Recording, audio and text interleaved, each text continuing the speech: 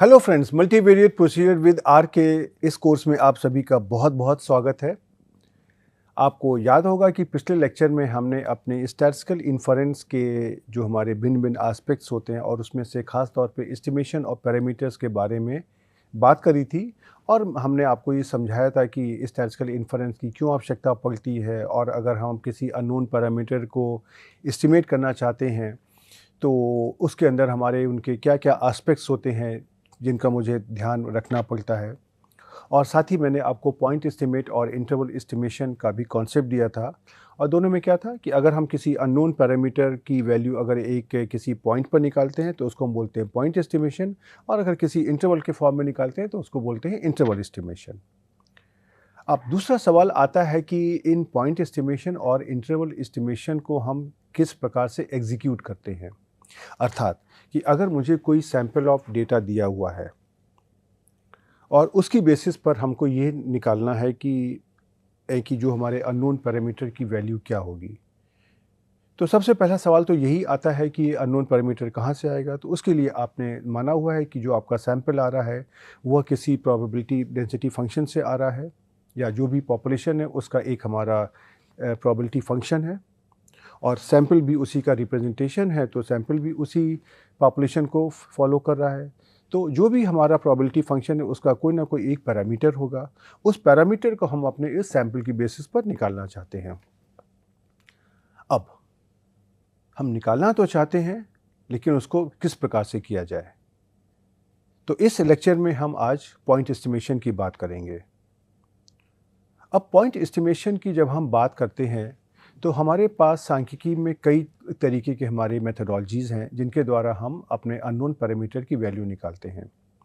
और ये जो हमारे मेथड्स हैं ये हमारे डिफरेंट भिन्न-भिन्न तरीके के जो कॉन्सेप्ट्स हैं उनके ऊपर बेस्ड हैं। उसी में से हमारा एक बहुत ही पॉपुलर मेथड है जिसको हम बोलते हैं मैक्सिमम लाइक्लीहुड एस्टिमेशन। और ये हमको प्रायः एक अच्छे एस्टिमेटर्स देता है। अर्थात अगर हम अपना अगर किसी अननोन पैरामीटर का अगर हम ये निकाल लें कि ये हमारा मैक्सिमम लाइक्लीहुड एस्टिमेटर इसका ये स्टैटिस्टिक्स है, ये फंक्शन है, तो वो जो फंक्शन है या स्टैटिस्टिक्स अपने सैंपल की बेसिस पर मेरे को एक अच्छी वैल्यू देगा, या हम आम भाषा में कहें तो वह जो वैल्यू देगा उसके ऊपर आप भरोसा कर सकते हो कि वह एक अच्छी वैल्यू है। अब ये जो हमारा मैक्सिमम लाइक्लीहुड एस्टिमेशन होता है इसके पीछे भी हमारी एक ऑब्जेक्टिव है कि किस प्रकार से हम ये एश्योर करें कि ये जो वैल्यू आ रही है ये हमारी अच्छी वैल्यू होगी। तो सबसे पहले हम ये समझने की कोशिश करते हैं कि मैक्सिमम लाइक्लीहुड एस्टिमेशन की फ़िलॉसफ़ी क्या है। अगर हम एक छोटा-सा उदाहरण लेते हैं और उसके द्वारा हम आपको इस मैक्सिमम लाइक्लीहुड एस्टिमेशन को बताने की कोशिश करते हैं। उसके पहले आपको ये समझना है कि मैक्सिमम और लाइक्लीहुड का क्या मतलब होता है। लाइक्लीहुड का क्या मतलब है कि कोई भी कार्य के होने के क्या लाइक्लीहुड्स हैं, ऐसी तो हम बात करते हैं अपनी आम भाषा में। अर्थात उस कार्य के होने की क्या-क्या चांसेस हैं, क्या-क्या प्रोबेबिलिटी हैं। और अगर एक ही कार्य को कई तरीके से किया जा सकता है, तो हर कार्य को करने की अपनी उसकी एक प्रोबेबिलिटी होगी। तो उसमें से हम कौन-सा जो हमारा कार्य करने का तरीका है, उसको हम ऑप्ट करेंगे। यूजुअली जिस कार्य के सफल होने की प्रोबेबिलिटी सबसे ज़्यादा होगी उसी को तो चूज़ करेंगे।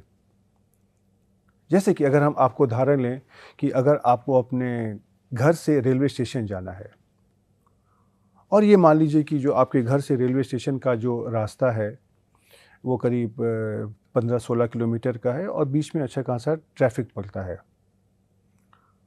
अब आपको अपने ट्रेन को पकड़ने के लिए, ट्रेन को कैच करने के लिए जो अपने घर से जाना है, इसका फ़ैसला आप किस प्रकार से करते हो? आपको ये पता है कि अगर आप एक किसी ऑटो रिक्शा से, थ्री व्हीलर से जाएँगे, तो आपको शायद 1 घंटे में पहुँच जाएगा। आप अगर साइकिल से जाएँगे, तो आपको शायद 1.5 घंटे लगेंगे। आप अगर पैदल जाएँगे, तो शायद आपको 3 घंटे लगेंगे। तो अब आपको इन 3 ऑप्शंस में से आपको चूज़ करना है कि आपको रेलवे स्टेशन किस प्रकार से पहुंचना चाहिए। अब दूसरा सवाल तो ये है कि आप रेलवे स्टेशन पहुंचना क्यों चाहते हैं? ट्रेन को कैच करने के लिए। तो अब आपको ये देखना पड़ेगा कि आप जिस समय घर से निकल रहे हैं, उस समय आपको स्टेशन पहुंचने का एक अनुमानित समय क्या होगा। जैसे कि अगर हम मान लीजिए ऑटो रिक्शा की बात करें, अगर हम एक बिल्कुल पीक ट्रैफिक आवर्स में जा रहे हैं, जब हमारा ट्रैफिक मैक्सिमम होता है, हो सकता है कि 1 घंटा, सवा घंटा लगे। लेकिन अगर हम किसी उस समय जा रहे हैं कि जहाँ पर हमारा ट्रैफिक बहुत कम होता है, जैसे कि हम कहें सुबह के 3 बजे हैं, 4 बजे हैं, तो उस वक्त शायद वो 1 घंटे का समय वो जो ऑटो रिक्शा है शायद वो आधे घंटे में ही कवर कर लेगा। तो जब आप अपना फैसला कर रहे हो तो आपने किस प्रकार से फैसला किया? सबसे पहले आपने अपने माइंड में कुछ ऑब्जर्वेशंस कलेक्ट कर लिए। ये ऑब्जर्वेशन कहाँ से आए?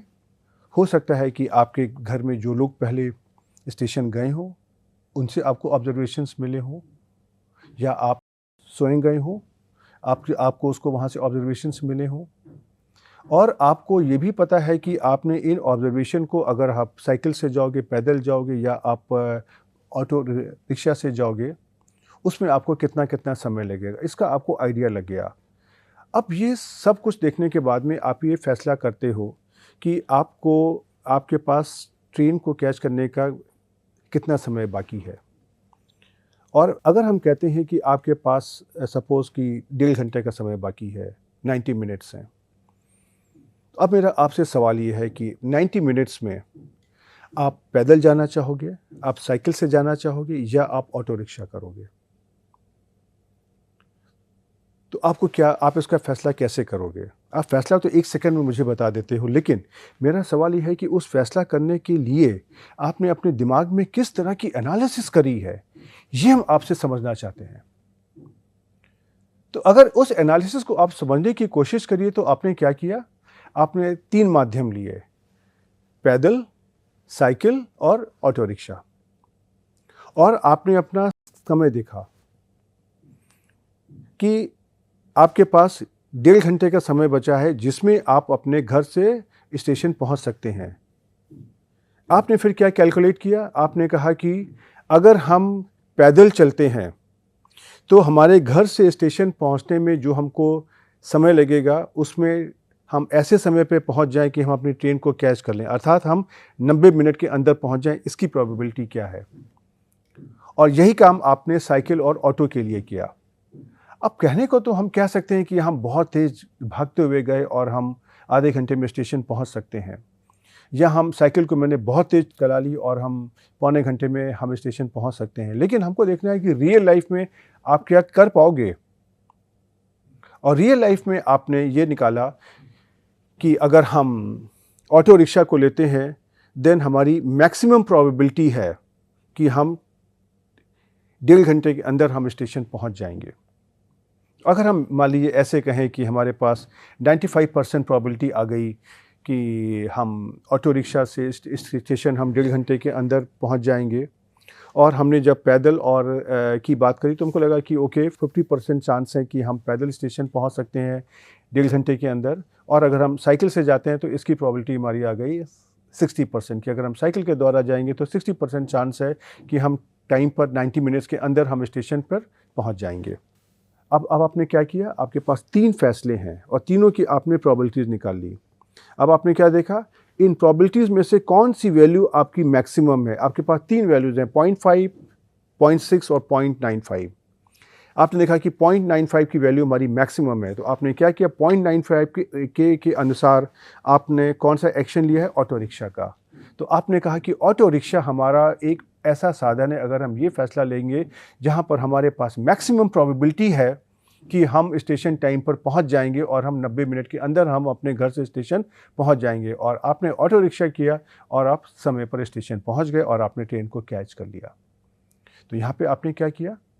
आपने कई सारे डिसीजंस को कंसीडर किया, उनके होने और नहीं होने की आपने प्रोबेबिलिटी निकाली, और जिस फैसले के होने की प्रोबेबिलिटी सबसे ज़्यादा थी उसको आपने एक्सेप्ट कर लिया।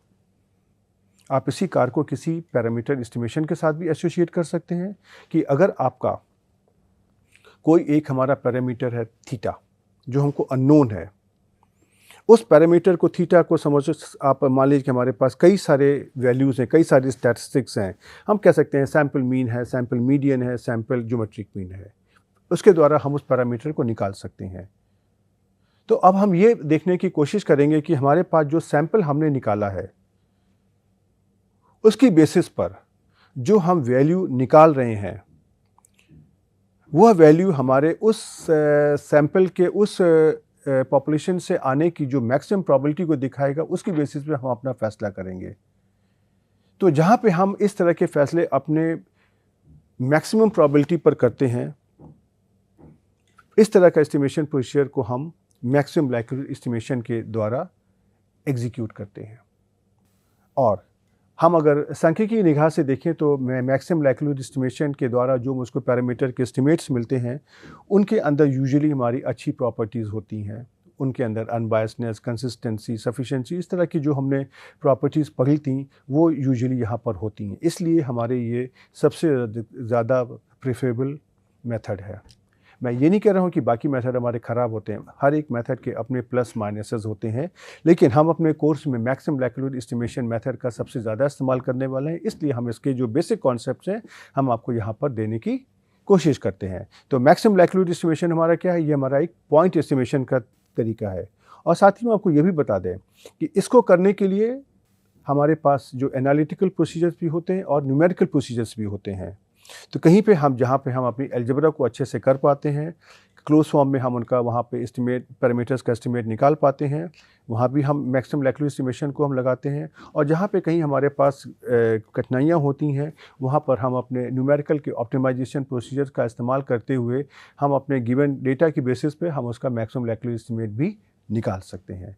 तो चलिए हम इस लेक्चर में अपने इस मैक्सिमम लाइक्लीहुड एस्टिमेशन के जो बेसिक कॉन्सेप्ट्स हैं उनको समझने की कोशिश करते हैं और देखते हैं कि हम उनको किस प्रकार से निकालते हैं। ओके, तो यहाँ पे सबसे पहले हम अपने method of maximum likelihood estimation की बात करते हैं। तो ये हमारा क्या है? ये हमारा पॉइंट एस्टिमेटर को निकालने का एक हमारा तरीका होता है, राइट। और जिस प्रकार से इसका नाम सजेस्ट करता है मैक्सिमम लाइक्लीहुड, अर्थात इसका मतलब क्या हुआ? इसके द्वारा जो भी हम अपना एस्टिमेटर निकालेंगे वह एस्टिमेटर उस पैरामीटर की एक ऐसी वैल्यू होगा जो हमारे इस लाइक्लीहुड फंक्शन को मैक्सिमाइज करेगा, राइट। अब अभी तो इस परिभाषा को समझने के बाद में आपके पास यही सवाल आता है कि ये हमारा लाइक्लीहुड फंक्शन क्या होता है और ये किस प्रकार से मैक्सिमाइज करेगा। इसको हम अभी धीमे धीमे करके समझने की कोशिश करते हैं। आगे बढ़ने के पहले सबसे पहले हम ये मान लेते हैं कि हमारा जो सैंपल है, जो हमारा रैंडम सैंपल है, वो हमारा किसी एक प्रोबेबिलिटी फंक्शन से आ रहा है। और हम यहाँ पे एज्यूम कर लेते हैं कि हमारा जो उसका प्रोबेबिलिटी डेंसिटी फंक्शन या प्रोबेबिलिटी मास फंक्शन है हमारा एफ(x) थीटा है। थीटा हमारा पैरामीटर है और जो हमारा कैपिटल X है ये हमारा रैंडम वेरिएबल है, जो स्मॉल x है ये इसकी वैल्यू है, राइट। इसको हम एक अपनी सहूलियत के लिए ऐसे भी ले सकते हैं, f(x) given theta. Given theta में आप ये मत समझिएगा कि ये हमारी कंडीशनल प्रोबेबिलिटी की बात हम यहाँ पर कर रहे हैं, राइट। यहाँ पर हम कंडीशनल प्रोबेबिलिटी की बात नहीं कर रहे हैं। इस थीटा का मतलब होता है कि ये हमको थीटा दिया हुआ है, राइट। और ये जो थीटा की वैल्यू है ये हमारी कोई भी पैरामीट्रिक स्पेस कैपिटल थीटा है उसको ये बिलोंग करती है, राइट। तो ये आपको ध्यान में रखना है क्योंकि हम यहाँ पे मान रहे हैं कि थीटा हमारा फिक्स्ड है। ये हमारा f(x) गिवन थीटा देने की कोशिश, ये आपको दिखाने की कोशिश कर रहा है कि हम अपने इस थीटा की वैल्यू को हम अपने x1, x2, xn की बेसिस पर यहाँ पे निकालना चाहते हैं। अब दूसरा सवाल आता है कि हमारा लाइक्लीहुड फंक्शन क्या आता है। तो आपने देखा कि हम जब भी अपना ये फैसला करते हैं कि हमारी स्टैटिस्टिक्स क्या होगी जिसके द्वारा हम किसी अननोन पैरामीटर को एस्टिमेट करेंगे, ये हमारा क्या होता है? ये हमारा रैंडम सैंपल का फंक्शन होता है।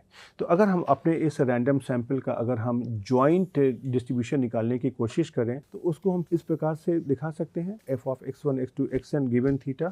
अब ये जो हमारा सैंपल है ये हमारा रैंडम सैंपल है और यहाँ पे हम ये मानते हैं कि हमारे x1, x2, xn ये हमारे आपस में इंडिपेंडेंट है। इंडिपेंडेंट का मतलब स्टोकेस्टिकली इंडिपेंडेंट। आपने देखा था कि जब हमने बाईवेरिएट प्रोबेबिलिटी डेंसिटी फंक्शन की बात करी थी तो हमने आपको ये बताया था कि दो रैंडम वेरिएबल अगर हमारे पास हैं xy जिनका हमारा जॉइंट प्रोबेबिलिटी डेंसिटी फंक्शन है f(x, y), ये हमारे x और y हमारे इंडिपेंडेंट कब होते हैं? जब हम इनका x और y का मार्जिनल डिस्ट्रीब्यूशन निकाल लें, जो स्वयं में हमारे प्रोबेबिलिटी डेंसिटी फंक्शन होते हैं, अगर उन मार्जिनल डिस्ट्रीब्यूशन का जो प्रोडक्ट है वो हमारा जॉइंट पीडीएफ के बराबर आ जाता है तो हम कहते हैं कि x और y हमारे इंडिपेंडेंट हैं। तो अपनी इसी प्रॉपर्टी का इस्तेमाल करते हुए कि यहाँ पर हमारे x1, x2, xn इंडिपेंडेंट हैं, हम इस x1, x2, xn का जो जॉइंट फंक्शन है उसको हम उनके मार्जिनल पीडीएफ के प्रोडक्ट के द्वारा लिख सकते हैं, राइट। जैसे कि अगर हम इसको एक सिंपल भाषा में कहें तो इसको मैंने ऐसे लिख दिया x1 x2 xn x1 x2 xn, इसको मैंने f of x1 into f of x2 करते करते हमने इसको f ऑफ xn के फॉर्म में लिख दिया, अपनी जो इंडिपेंडेंस की प्रॉपर्टी का इस्तेमाल करते हुए। और यही जो फंक्शन हमारा होता है जॉइंट डिस्ट्रीब्यूशन, इसी को हम बोलते हैं लाइक्लीहुड फंक्शन, और उसको हम इस प्रकार से दिखाते हैं L, जो हमारा पैरामीटर थीटा और sample values x1 x2 xn का हमारा फंक्शन होता है, राइट। तो ये जो हमारा L theta x1 x2 xn है, ये हमारा लाइक्लीहुड फंक्शन है, जो हमारा थीटा और जो हमारे नोन और ऑब्जर्व्ड सैंपल वैल्यूज हैं x1 x2 xn, ये इनका एक फंक्शन होता है। तो आप अगर समझने की कोशिश करिए तो ये हमारा है क्या, ये हमारा जॉइंट प्रोबेबिलिटी ही तो है। और इसी जॉइंट प्रोबेबिलिटी को अगर हम इस प्रकार से भी लिख सकते हैं कि प्रोबेबिलिटी कि हमारा x1 के बराबर है, x2 हमारा x2 के बराबर है, xn हमारा xn के बराबर है, राइट। तो ये हमारा अगर हमारा एक प्रोबेबिलिटी मास फंक्शन को अगर हम इस्तेमाल करते हैं, अगर हमारा डिस्ट्रीब्यूशन अगर हमारा डिस्क्रीट है, हमारा रैंडम वेरिएबल अगर डिस्क्रीट है, तो उस केस में हम अपने जॉइंट प्रोबेबिलिटी को इस प्रकार से लिख सकते हैं, और यही हमारा लाइक्लीहुड फंक्शन भी होगा, राइट। अब इसके बारे में हम अपना इस मैक्सिमम लाइक्लीहुड एस्टिमेशन की बात करते हैं कि ये किस प्रकार से हमारा ये हमको मैक्सिमम लाइक्लीहुड एस्टिमेटर निकाल करके देता है। तो अपने इस लाइक्लीहुड फंक्शन की बेसिस पर हम थीटा की वह वैल्यू निकालते हैं जो हमारे इस प्रोबेबिलिटी को ये मैक्सिमाइज कर सकता है कि यह सैंपल हमारा इस लाइक्लीहुड फंक्शन से आ रहा है, राइट। तो इसलिए हम ये कह सकते हैं कि इस पैरामीटर थीटा का जो मैक्सिमम लाइक्लीहुड एस्टिमेटर है, वह थीटा की वह वैल्यू है जो हमारे इस लाइक्लीहुड फंक्शन को मैक्सिमाइज करती है, क्योंकि लाइक्लीहुड फंक्शन भी तो हमको प्रोबेबिलिटी के बारे में बता रहा है, हम उस प्रोबेबिलिटी को मैक्सिमाइज करना चाहते हैं, और लाइक्लीहुड फंक्शन हमारा प्रोबेबिलिटी फंक्शन ही है, ये हमारा जॉइंट प्रोबेबिलिटी फंक्शन है, राइट। तो इसी चीज़ को चलिए हम एक उदाहरण के द्वारा समझने की कोशिश करते हैं कि इसको हम किस प्रकार से इम्प्लीमेंट करते हैं।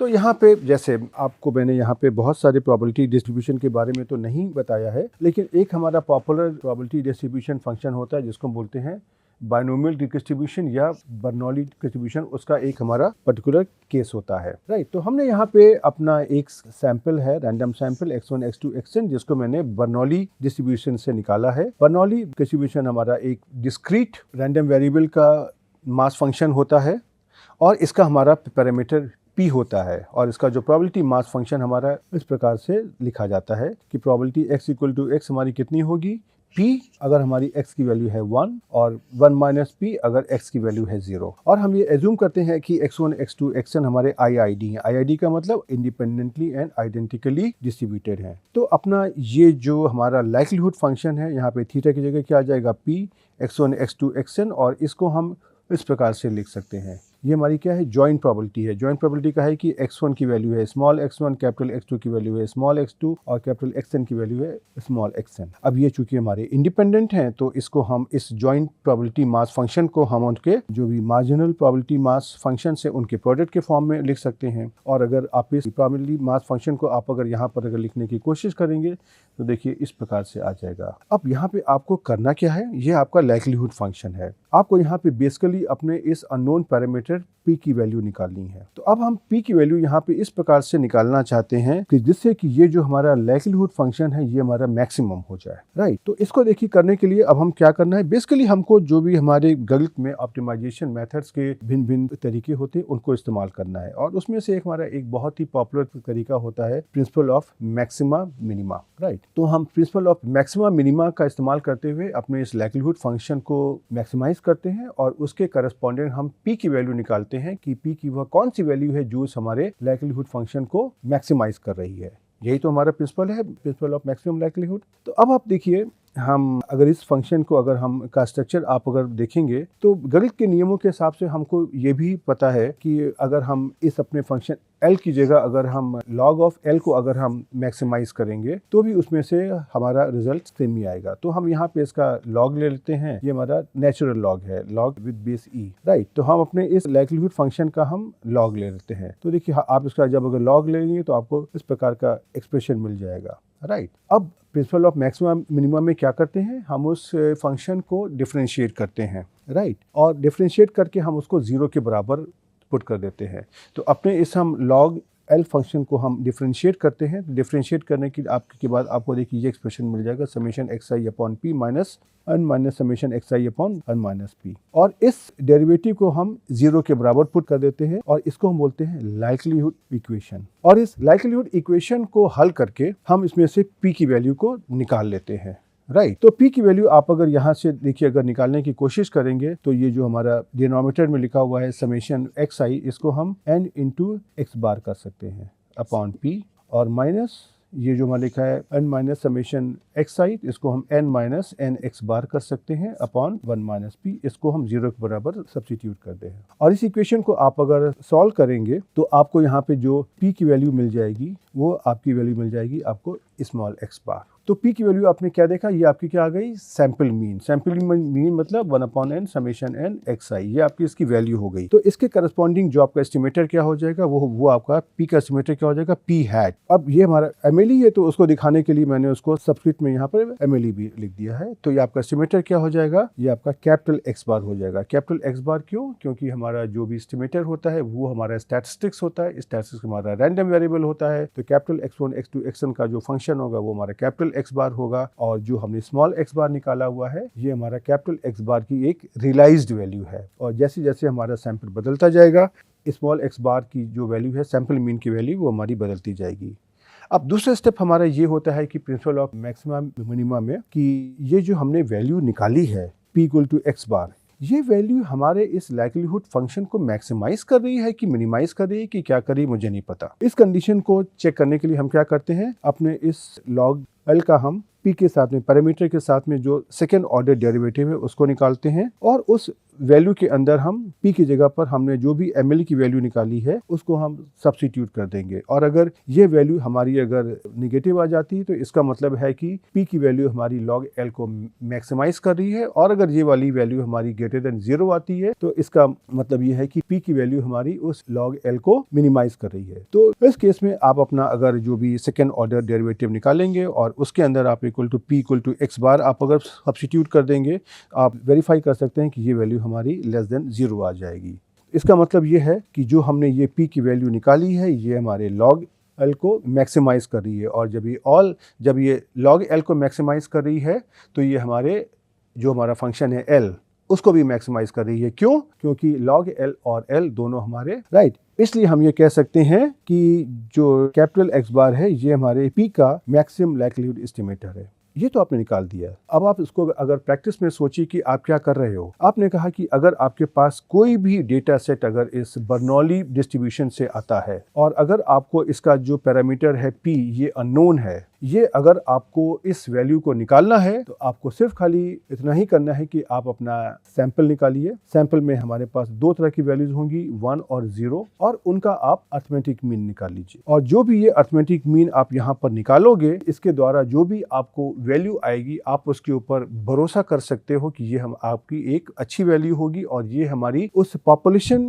के अंदर जो p की वैल्यू है उसको वो अच्छे तरीके से रिप्रेजेंट कर रही है। और मैं इसलिए ऐसा कह रहा हूँ कि बाद में आप अगर बुक्स के द्वारा भी देखना चाहेंगे तो आप ये देखेंगे कि जो हमारे मैक्सिमम लाइक्लीहुड एस्टिमेटर्स होते हैं उनके अंदर हमारी स्टैटिस्टिक्स की अच्छी प्रॉपर्टीज होती है। तो एक कॉमन भाषा में हम ये कह सकते हैं कि मैक्सिमम लाइक्लीहुड एस्टिमेटर के द्वारा आपको जो भी वैल्यू मिली है आप उस पर भरोसा कर सकते हो कि वो आपकी एक अच्छी वैल्यू है, राइट। अब हम आपको एक और उदाहरण लेते हैं अपने नॉर्मल डिस्ट्रीब्यूशन से, जहां हमारे पास दो पैरामीटर होते हैं म्यू और सिग्मा स्क्वायर, और हम इन दोनों म्यू और सिग्मा स्क्वायर को हम method of maximum likelihood estimation के द्वारा हम म्यू और सिग्मा स्क्वायर के मैक्सिमम लाइक्लीहुड एस्टिमेट्स निकालने की कोशिश करते हैं। तो हम ये मान लेते हैं कि हमारा x1 x2 xn हमारा एक नॉर्मल पॉपुलेशन से हमारा सैंपल आया है, और जो हमारी नॉर्मल पॉपुलेशन है उसका मीन हमारा है म्यू और वेरिएंस हमारा है सिग्मा स्क्वायर, और दोनों हमारे अननोन है। अगर अननोन नहीं होंगे तो आप उनको एस्टिमेट क्यों करोगे, पहला सवाल तो यही आता है। तो आपने देखा हुआ है कि यूनिवेरिएट नॉर्मल डिस्ट्रीब्यूशन का दो प्रोबेबिलिटी डेंसिटी फंक्शन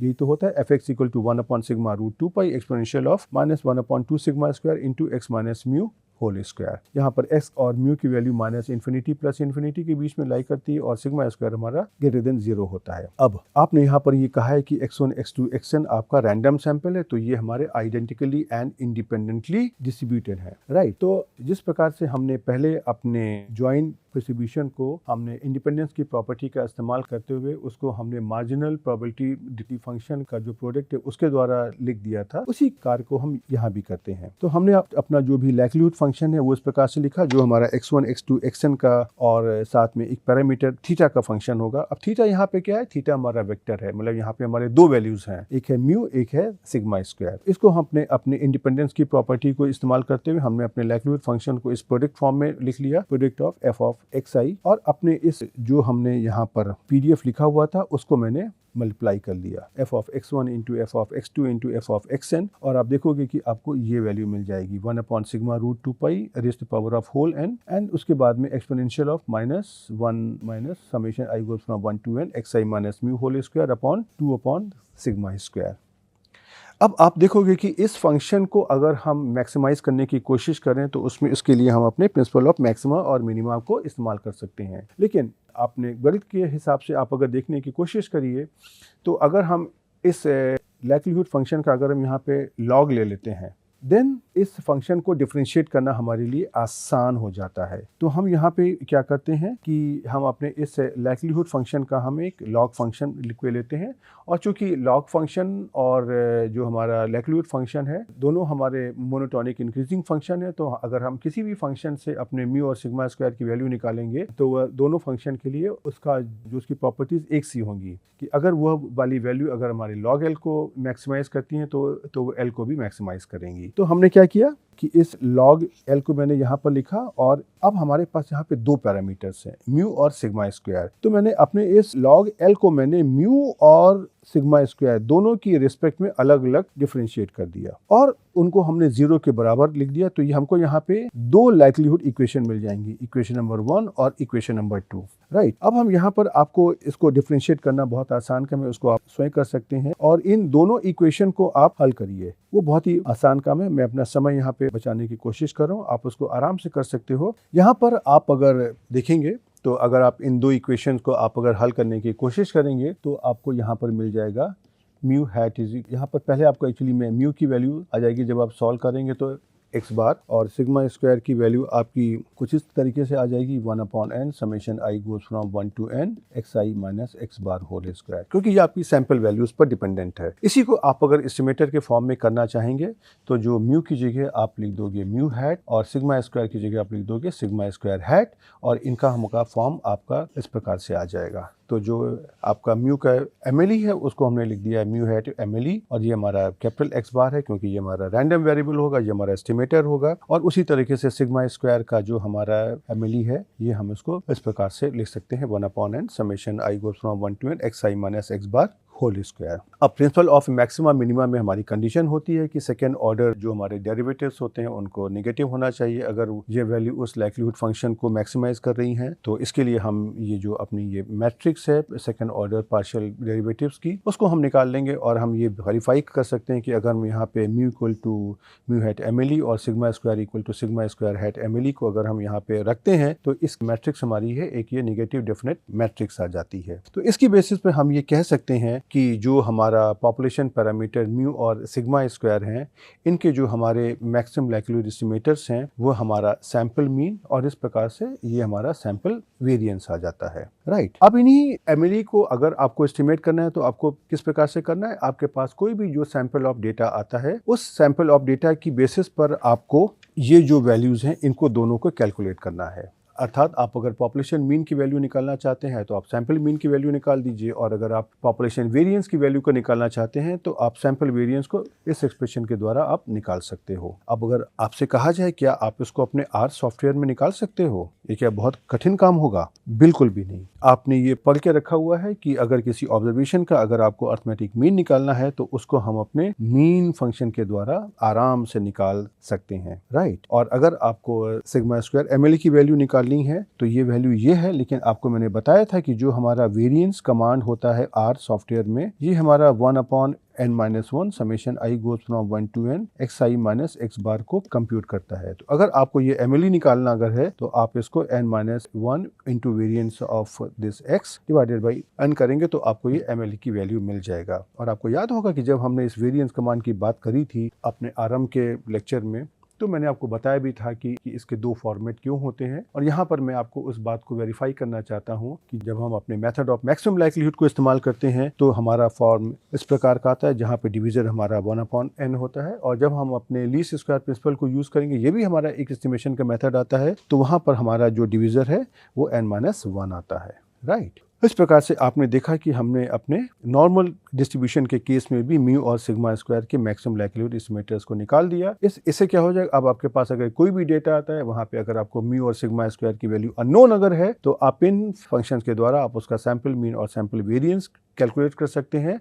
और वह प्रैक्टिकली आपको क्या दिखाएगा कि आपके पॉपुलेशन में जो म्यू और सिग्मा स्क्वायर की वैल्यू है, ये उसको रिप्रेजेंट करेगा, ये उसको एस्टिमेट करेगा, राइट। अब इसी कार को जरा हम आगे बढ़ाते हैं और इसी कार को जरा हम अपने मल्टीवेरिएट सेटअप में ले जाने की कोशिश करते हैं। तो जैसा आपने अभी तक यूनिवेरिएट की बात करी है, वही उसी तरीके से हमारा जो मल्टीवेरिएट सेटअप के अंदर भी मैक्सिमम लाइक्लीहुड एस्टिमेशन प्रोसीजर को एम्प्लॉय किया जाता है। जिस प्रकार से आपने यहाँ पे यूनिवेरिएट रैंडम वेरिएबल के लिए लाइक्लीहुड फंक्शन लिखा है, उसी तरीके से आप मल्टीवेरिएट के केस में, आप रैंडम वेक्टर के केस में आप मल्टीवेरिएट नॉर्मल डिस्ट्रीब्यूशन का इस्तेमाल करते हुए अपने लाइक्लीहुड फंक्शन को भी लिख सकते हैं। जहाँ पर आपने यहाँ पर मीन और वेरिएंस की बात करी है, मल्टीवेरिएट के केस में आपको मीन वेक्टर और कोवेरिएंस मैट्रिक्स की बात करनी पड़ेगी, राइट। तो अगर हम ये माने कि हमारे पास एक n साइज का सैंपल है जो हमारे रैंडम वेक्टर्स पर निकाला गया है, उसको हमने लिखा हुआ है x1 अंडरस्कोर x2 अंडरस्कोर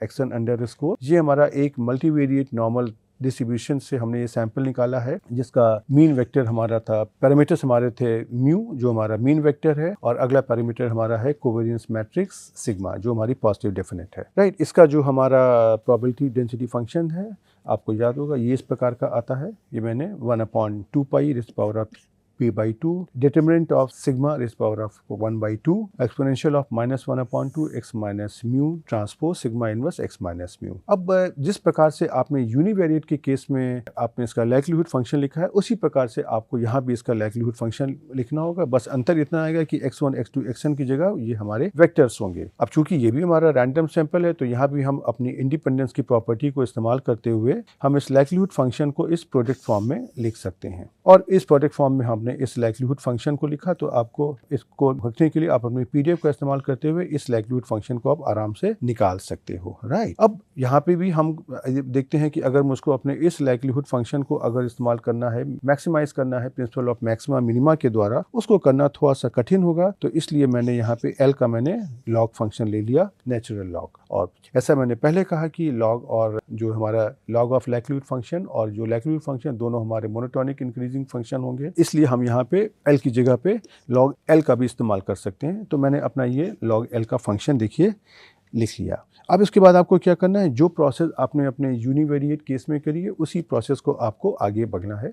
अब हम यहाँ पे देखिए अपने 3 तरह के केसेस लेते हैं। हमारे पास यहाँ पे 2 तरह के पैरामीटर्स हैं, एक है हमारा मीन वेक्टर और एक हमारा है कोवेरिएंस मैट्रिक्स। अब हमारे पास कई सारे ऑप्शंस हो सकते हैं कि ये मीन वेक्टर हमको नोन है लेकिन सिग्मा हमको अननोन है, राइट।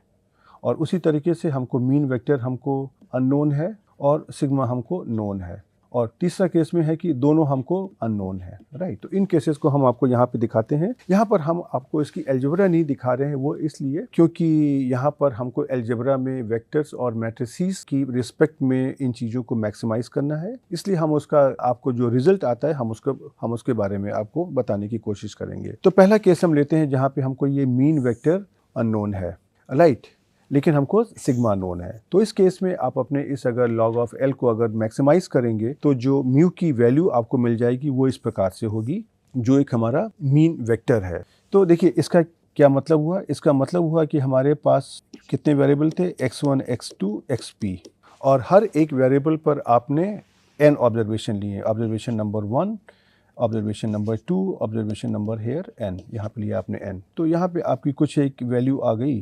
तो ये जो सारी वैल्यूज़ होंगी ये आपकी x1 के ऑब्जर्वेशंस होंगे, उसी तरीके से आपके x2 के ये ऑब्जर्वेशंस होंगे, उसी तरीके से ये आपके xp के ऑब्जर्वेशंस होंगे। अब इन सारी वैल्यूज़ का आप अगर यहाँ से अर्थमेटिक मीन अगर आप निकाल लेंगे तो आपको ये x1 बार मिल जाएगा, यहाँ से x बार 2 मिल जाएगा और यहाँ से x बार p मिल जाएगा और इसके द्वारा आप इस एस्टिमेटर को निकाल सकते हैं। उसी तरीके से अगर हम अपना दूसरा केस लेते हैं जहां पर हमारा कोवेरियंस मैट्रिक्स सिग्मा है ये हमको अननोन है, लेकिन जो हमको मीन वेक्टर नोन है, तो उस केस में हमको क्या करना होगा, अपने इस लाइक्लीहुड फंक्शन को इस पॉजिटिव डेफिनेट मैट्रिक्स सिग्मा की रिस्पेक्ट में आपको इसको मैक्सिमाइज करना होगा। तो जब इसको हम मैक्सिमाइज करेंगे तो हमको सिग्मा का जो एमएलई है इस प्रकार से मिल जाएगा 1/n alpha summation alpha goes from 1 to n x alpha minus mu transpose x alpha minus mu, जहाँ पे x अल्फा और म्यू दोनों हमारे वेक्टर्स हैं, राइट।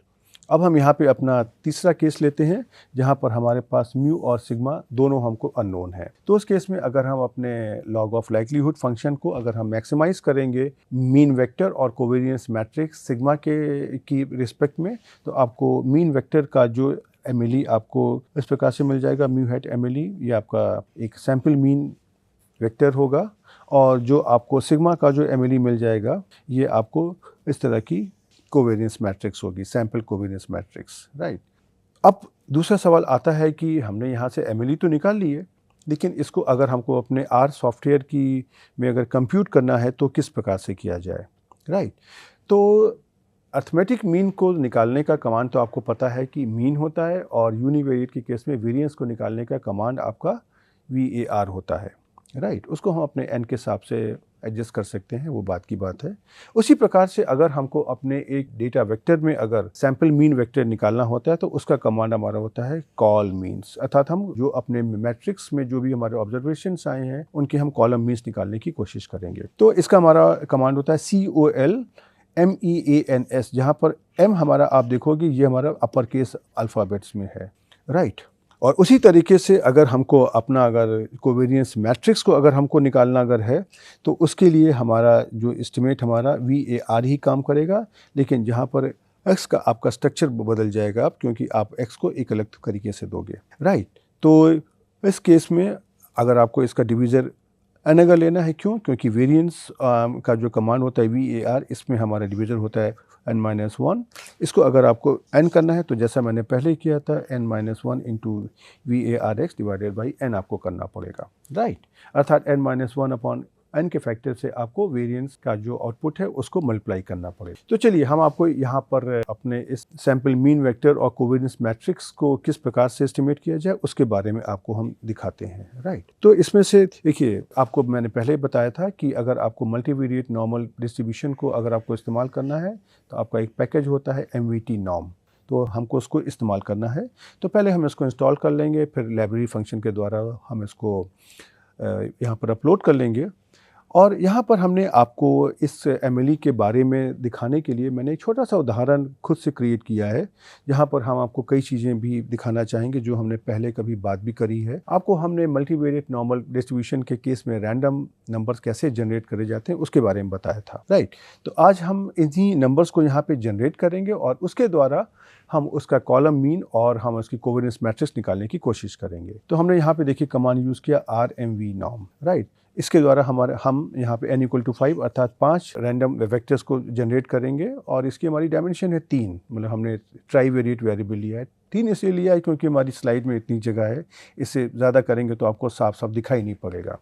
तो हमने यहाँ पे म्यू की वैल्यू जो है, जो हमारा मीन वेक्टर है, इसकी हमने वैल्यू ले ली है एक कॉलम 10, 20, 30, मतलब कि हमारे पास 3 वेरिएबल हैं x1, x2, x3, उनका मीन हमारे हैं 10, 20, 30। और जो हमने कोवेरियंस मैट्रिक्स लिए उसको मैंने एक डायगोनल मैट्रिक्स ले लिया है 2, 3, 4। ये हमने आपको पहले भी करके दिखाया था, उसी कमांड को हम यहाँ पे फिर से इस्तेमाल कर रहे हैं। तो जिस समय मैंने अपनी ये स्लाइड तैयार करी उस वक्त जब मैंने इस रैंडम नंबर को जनरेट किया था, ये हमारा इस तरह के नंबर आ गए थे। तो देखिए, ये आपका पहला ऑब्जर्वेशन हो गया, ये आपका दूसरा ऑब्जर्वेशन हो गया, ये आपका तीसरा ऑब्जर्वेशन हो गया, ये आपका चौथा ऑब्जर्वेशन है और ये आपका पांचवा ऑब्जर्वेशन है। और साथ ही आप अगर देखोगे कि ये आपका क्या है, ये आपका वेरिएबल नंबर 1 है, ये आपका क्या है, दूसरे कॉलम पर वेरिएबल नंबर 2 है और थर्ड कॉलम पे ये आपका वेरिएबल नंबर 3 है। तो बेसिकली आपको क्या निकालना है, अपने इन सैंपल वैल्यूज का मीन निकालना है। तो इसीलिए जो x1 पर आपने कौन कौन सी आपकी वैल्यूज हैं, ये देखिए, ये आपकी x1 पर वैल्यूज हैं। तो इसका आपको अगर मीन निकालना है तो आपको यहाँ पर बेसिकली इन सारी वैल्यूज़ का यहाँ पर आपको अर्थमेटिक मीन निकालना है। और उसी तरीके से आप अगर अपने x2 की बात करेंगे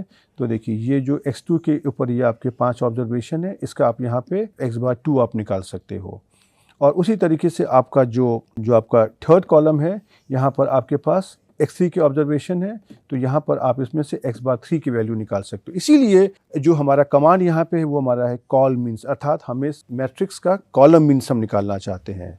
तो आपको ये भी बात ध्यान रखनी है कि मल्टीवेरिएट नॉर्मल डिस्ट्रीब्यूशन के केस में अगर आप MLE निकाल लो इनके कमांड के द्वारा, तो आपको अपने ऑब्जर्वेशन को किस प्रकार से इंडिकेट करना है। अगर आपने ऑब्जर्वेशन को अगर आपने रो वाइज किया है तो वहाँ पर फिर आपको रो मीन्स का इस्तेमाल करना पड़ेगा। इस बात का आपको ध्यान रखना है। तो जब हम अपने R सॉफ्टवेयर में हम इसको कंप्यूट करते हैं तो कॉल मीन्स का जो आउटकम आपका इस प्रकार से आ जाता है। और इसी तरीके से हम अगर इसमें इसी ऑब्जर्वेशन का अगर हम वेरिएंस निकालते हैं तो इस प्रकार की हमारी कोवेरिएंस मैट्रिक्स आ जाती है। तो यहाँ पे क्या है, ये हमारा जो वैल्यू है, ये हमारा x1 का वेरिएंस है, ये जो वैल्यू हमारी है डायगोनल के दूसरी डायगोनल की पोजीशन पे, ये हमारी वेरिएंस ऑफ x2 है, और जो डायगोनल के थर्ड पोजीशन पर जो वैल्यू है, ये हमारी वेरिएंस ऑफ x3 है। और उसके साथ में जो भी हमारे ऑफ डायगोनल एलिमेंट्स हैं उसमें से ये जो वैल्यू है ये हमारी का है कि ये हमारी कोवेरिएंस बिटवीन x1 x2 की है, और ये जो वैल्यू हमारी है ये हमारी कोवेरिएंस बिटवीन x1 और x3 की है, और ये जो वैल्यू हमारी है ये हमारी value covariance between x2 and x3 की है। और उसी तरीके से जो हमारे लोअर डायगोनल एलिमेंट्स भी इसी प्रकार से हैं। अब अगर यहाँ पे आपको इसका डिवीजन अगर n करना अगर है तो आपने देखा कि n क्या है, आपके नंबर ऑफ ऑब्जर्वेशन है, तो ये आप कहाँ से निकाल सकते हो, n रो के द्वारा। और n रो के द्वारा आप निकालोगे तो यहाँ पे n की वैल्यू कितनी आ गई, 5, राइट। आप अगर देखोगे तो, और अगर n-1 into variance of x divided by n आप अगर करोगे तो आपको इस प्रकार से कोवेरिएंस मिल जाएगी जो आपका मैक्सिमम लाइक्लीहुड एस्टिमेटर होगा। और उसी तरीके से आप अगर इसमें से अगर एक्स मैट्रिक्स की आप अगर कॉलेशन मैट्रिक्स भी आप अगर निकालना चाहते हैं तो उसका कमांड बहुत ही सिंपल सा है, COR। और लेकिन एक्स आपका अब किस प्रकार से आ गया, ये आपका मैट्रिक्स का आ गया। आप इसमें से अगर इसका मैट्रिक्स निकालेंगे तो इसी प्रकार का आपके ऑब्जर्वेशंस आ जाएंगे, राइट। ये इसका एक स्क्रीनशॉट है, लेकिन अब हम आपको इसको पहले हम आपको अपने इस R सॉफ्टवेयर में करके दिखाते हैं कि इसको हम किस प्रकार से करेंगे, राइट। तो इसके लिए सबसे पहले हमको अपने इस MVT नॉर्म का जो पैकेज है इसको अपलोड करना होगा। मैंने पहले से इंस्टॉल किया हुआ है इसको, राइट। तो देखिए ये हमारा पैकेज इंस्टॉल हो गया, और उसके बाद में हमको यहाँ पे अपने इस x डेटा वेक्टर को यहाँ पे जनरेट करना होगा, राइट। तो देखिए ये मैंने x यहाँ पे जनरेट कर लिया, राइट। अब हमको यहाँ पे इसका अगर कॉलम मीन का वेक्टर अगर निकालना अगर है तो हम यहाँ पे अपना कमांड यूज़ कर लेंगे कॉल मीन्स। तो देखिए ये आपका कॉल मीन्स आ गया। और उसी तरह में आप इसका अगर वेरिएंस कोवेरिएंस मैट्रिक्स अगर निकालना चाहते हैं तो आपने कमांड यूज़ कर लिया VARX, राइट। और उसी तरीके से आपने अगर इसका अगर कॉरेलेशन कोएफिशिएंट की मैट्रिक्स निकालना चाहते हैं तो आपने यहाँ पे निकाल लिया COR ऑफ x, राइट। और इसी में अगर आप मान लीजिए कि आप अगर अपने ऑब्जर्वेशन को आप अगर बढ़ाना चाहते हो तो आप इसके अंदर आप मान लीजिए नंबर ऑफ वेरिएबल्स मैंने यहाँ पे 4 कर दिए। तो मैंने यहाँ पे अपने जो भी पैरामीटर्स है उसको मैंने उसका मीन हमने 10, 20, 30, 40 ले लिया, और नंबर ऑफ ऑब्जर्वेशंस मैंने मान लिए 10 कर दिए। आप देखोगे कि x आपका इस प्रकार से आ गया। और इसी में आप अगर अपने कॉलम मीन्स को निकालना चाहोगे तो देखिए अब आपके यहाँ पे 4 वैल्यू आ गई। उसी तरीके से आप अगर यहाँ पे अपना अगर वेरिएंस निकालना चाहोगे तो आपको ये कोवेरिएंस मैट्रिक्स आपको इस प्रकार से मिल जाएगी। और इसी में आप अगर अपना अगर कॉलेशन मैट्रिक्स को भी निकालना चाहोगे तो आप इसको आराम से यहाँ पर निकाल सकते हो, राइट। तो चलिए अब हम इस लेक्चर में यहाँ पर रुकते हैं।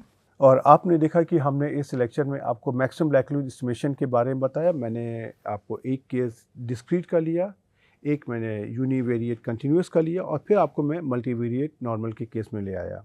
चूँकि हमारा ऑब्जेक्टिव मल्टीवेरिएट प्रोसीजर के बारे में है, तो आप देखोगे कि ये जो हमने मल्टीवेरिएट के केस में मीन वेक्टर और कोवेरियंस मैट्रिक्स के जो मैक्सिमम लाइक्लीहुड एस्टिमेट्स निकाले हैं, इनका हम इस्तेमाल बार बार करेंगे, इसलिए मैंने आपको यहाँ पर ये दिखाया है। लेकिन आप इसकी प्रैक्टिस से कुछ और भी अपने जो प्रोबेबिलिटी डेंसिटी फंक्शन होते हैं जिनके बारे में आपको पता है, आप उनको ले करके बहुत आसानी से कर सकते हो। साथ में उसके साथ में ये भी बहुत इंपॉर्टेंट है कि आप उनको अपने आर सॉफ्टवेयर में कैसे इम्प्लीमेंट करोगे। अब यहाँ पे 2 ऑप्शंस हैं। पहला ऑप्शन तो ये है कि आपका इसका क्लोज फॉर्म आ गया। क्लोज फॉर्म में कि आपको पता चल गया कि ये सैम्पल मीन है या वेरिएंस है, इस तरह का उसका फॉर्मूला आ गया। आप उसको अपने आर सॉफ्टवेयर में बहुत आसानी से कंप्यूट कर सकते हो, नंबर 1। और लेकिन अगर आपको ऐसा कोई क्लोज फॉर्म नहीं मिलता है तो भी कोई समस्या की बात नहीं है। आज डेटा साइंस के ज़माने में बहुत सारे हमको क्लोज फॉर्म नहीं मिल पाते हैं। तो वहाँ पे हमारा बेसिक ऑब्जेक्टिव क्या है? बेसिक फंडामेंटल है कि हमको पैरामीटर की ऐसी वैल्यू निकालनी है जो हमारे लाइक्लीहुड फंक्शन को मैक्सिमाइज़ कर रही है, राइट? तो उसको आप अपने जो भी ऑप्टिमाइजेशन टेक्निक्स होती हैं, बहुत से हमारे तरीके होते हैं ऑप्टिमाइजेशन के, आप उनका भी इस्तेमाल करके आप उनको न्यूमेरिकल वैल्यू आप उनकी यहाँ पर निकाल सकते हो। तो आप इन चीज़ों की प्रैक्टिस करिए, कुछ उदाहरण लिए और देखने की कोशिश करिए, और हम आपको अगले लेक्चर में मिलने फिर से आएंगे। तब तक के लिए गुड बाय।